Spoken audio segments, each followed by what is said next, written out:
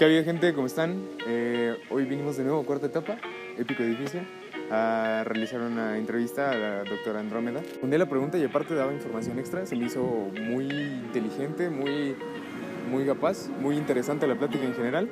Y pues bueno, espero la disfruten y esperen las siguientes en nuestro blog y en nuestro canal de YouTube. Bueno, mucho gusto antes que otra cosa. Hoy vamos a hablar un poco de lo que es el anarquismo de Feyerabend, de su teoría del anarquismo de Feyerabend. Y vamos a intentar generar más que nada una conversación, más que una entrevista como tal. Entonces, no sé si podríamos empezar con la siguiente pregunta, que es: ¿qué opina usted o qué es lo que le parece más relevante de la teoría de Feyerabend? Bueno, es interesante y es relevante porque forma parte de todo lo que son las corrientes que permiten hacer un análisis sobre lo que es la ciencia o lo que son los métodos científicos, es todo el estudio de lo que es la filosofía de la ciencia, y eso permite siempre que haya pues un proceso de análisis y de debate sobre cómo lo estamos haciendo y cómo estudiamos y entendemos el conocimiento humano. Entonces, en ese sentido, pues es interesante y parte también que es muy importante es como ubicar cronológicamente o históricamente en qué momento se da esta visión. Vamos a retomar eso que acaba de decir. ¿Qué opina usted de como que las contraponencias que existirían hoy en día con la teoría de Feyerabend? O sea, tomando en cuenta el contexto histórico, ¿cómo se podría aplicar o cuáles son como los problemas principales que cree que existirían en nuestros tiempos? Bueno, en la parte filosófica creo que es muy bueno que existan diferentes puntos de vista y que cada persona, cada vez que se está haciendo un análisis, ya sea desde el punto del razonamiento lógico, del positivismo lógico, etcétera, pues podamos observar diferentes cosas que nos permiten acercarnos o a comprender esto que llamamos conocimiento o ciencia.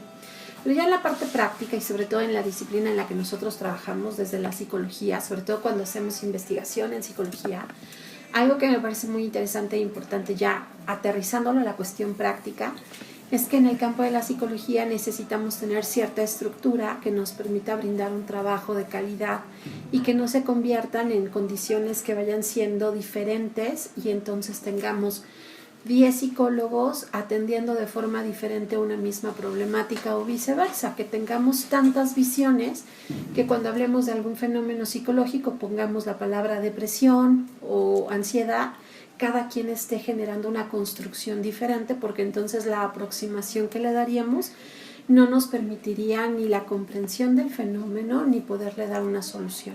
Entonces me parece que en la parte teórica o en la parte, como decíamos, de análisis y de reflexión es muy interesante esa parte más precisamente anarquista, donde vamos a tener que romper esos moldes y esos esquemas para llegar a esa construcción del conocimiento y no hay un solo camino para hacerlo.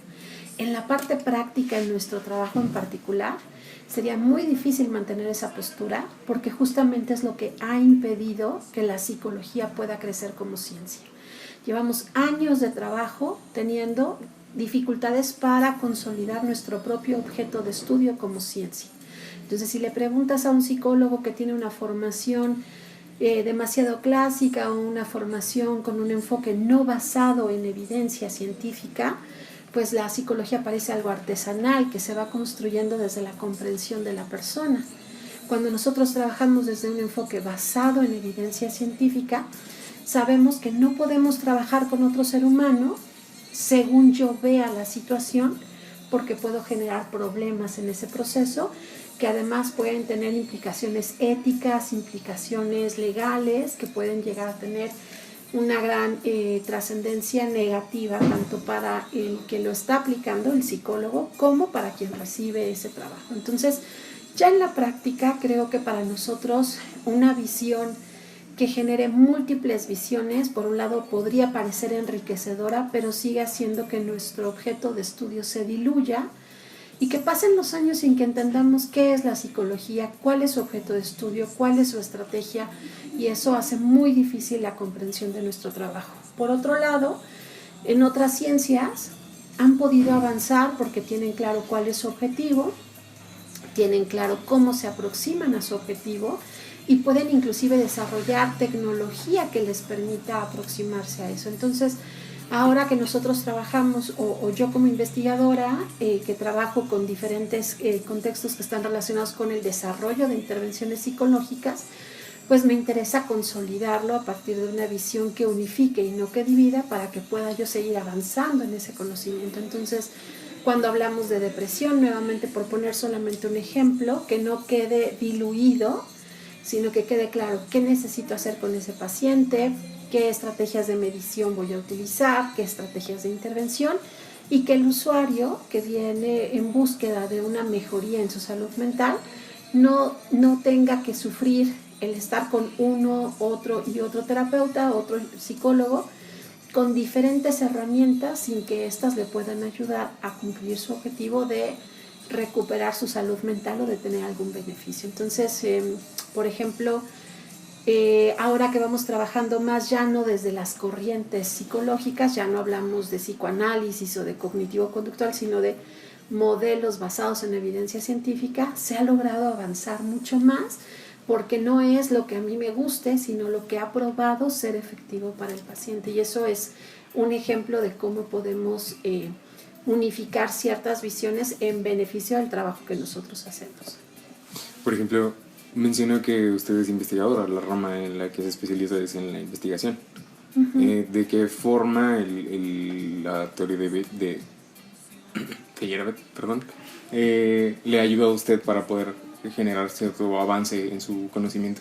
Bueno, lo que sí me queda claro es que necesitamos estar con una muy buena apertura a lo que es el conocimiento y los cambios, y que eso facilita que entonces podamos tener una mejor comprensión de los contextos en los que estamos viviendo, ¿no? Entonces, quizás cuando yo estudiaba había criterios de diagnóstico, había conocimientos que estaban limitados por los contextos tecnológicos y el avance, y tener esta apertura a ir comprendiendo otras cosas nos permite ir teniendo una visión mucho más amplia. Por ejemplo, nuevamente, para seguir con la misma línea que hemos puesto de ejemplo, cuando hablamos de depresión, en la actualidad pues ya no solamente hacemos una aplicación de un instrumento psicométrico, sino que además podemos, por ejemplo, tomar una muestra de saliva y evaluar la cantidad de interleucina 6 que hay ahí y tener biomarcadores. Esto es algo que antes no se hacía, y ahora podemos tener como otros elementos que nos permiten enlazar el conocimiento de otras disciplinas con la psicología y generar algo que se llama también investigación puente, en donde la práctica de lo básico, las investigaciones básicas, se unen con el uso que se le da al conocimiento o a la tecnología. Entonces, esas cosas no podrían suceder si nos quedáramos con una sola visión y dijéramos esta es la verdad absoluta y ya no hay nada más que aprender. Entonces, desde ese lado, pues es bueno saber que hay conocimiento que debe de irse integrando. Entonces, es importante como no cerrarse a un mismo enfoque, pero en plan para los avances, ¿no? Si estamos hablando en el momento de tratar a un paciente, ¿cómo lo vería usted? Pues nuevamente ahí creo que es la parte donde es más delicado para nosotros, porque necesitamos unificar propuestas y estrategias, de lo contrario no podemos seguir avanzando. Entonces no es posible que tengamos a una persona que acude con un especialista que en realidad no sabe lo que está haciendo o que está utilizando estrategias que se desarrollaron hace más de un siglo y que ya no tienen un sustento ni teórico ni tecnológico, ¿no? Entonces, para el uso, para el trabajo que nosotros hacemos, es muy importante que la ciencia pueda ayudarnos a tener un enfoque mucho más realista de la comprensión de esos fenómenos. Ok. Bueno, creo que sería todo. Muchas gracias. Me pareció muy agradable la plática. Y ya, sería todo. No le quitamos más tiempo. Perfecto. Muchas gracias. Cuídense mucho. Igual.